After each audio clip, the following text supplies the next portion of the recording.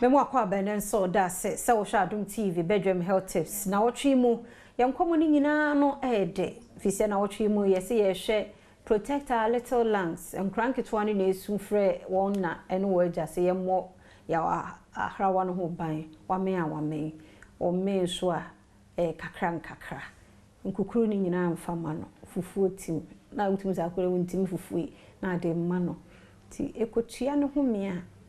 yi wani kakra bu beba onti ase se me bai me de neto na o ya fe me bai me hu no won ho me o ye sei afi wo na na bi wo ma me bi on kan bi hye ne ekobo ne baye ye tie nkomo we ni mu se nyina e me ye ni da ho hu se okay se bi ye sei e be sei mo me ni na ho fasedama endpoint homeopathic clinic ninti ene ye pia ye di san nkomo ehu hien about time mesro ye ntie ni ye pa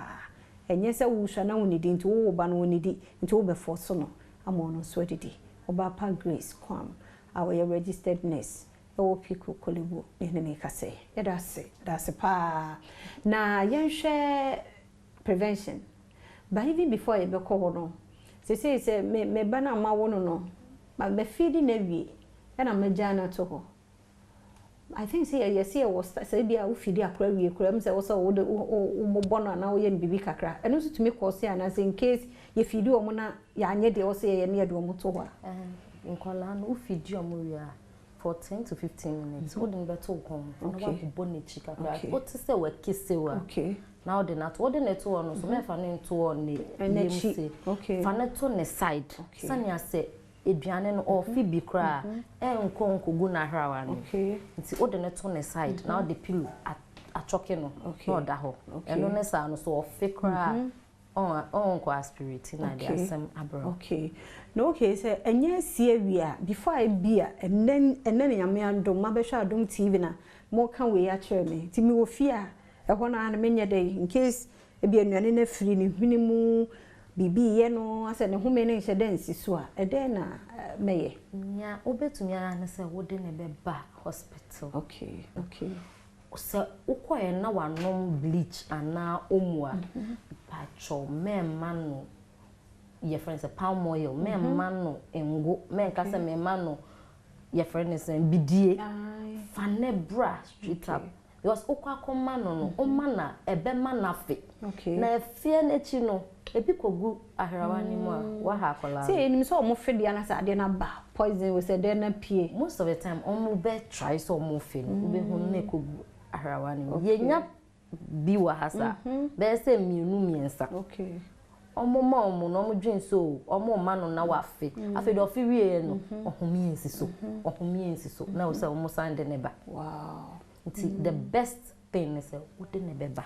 na omo nimdie no ombe hwe ne ombe ya ma okay ti yen hwe den na ye be prevent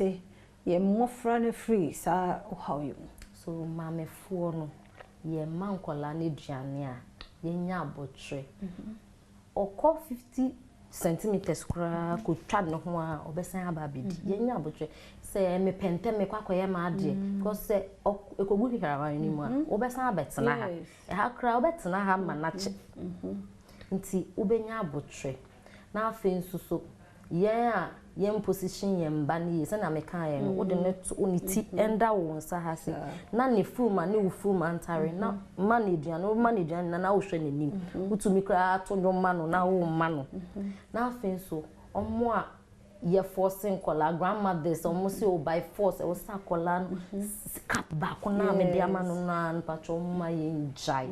because ye obi ho an se na wa be wie bebi a we ene ochina ye de bewie ye da se papa mesro ye ntie futu we ye na emoaye ochina nso nyame ye Adom aka ye ho na ye ntie enche 5 minutes die obetimi atie ansampo na bebi a wo kro no watumi akọ Adom point Homeopathic clinic ninti ene ye disa nkomo we nti ya bia ha wadwene fa Dr. Boatin so personal doctor obejo so na watio ochina nkwa hoden ho a ebeto so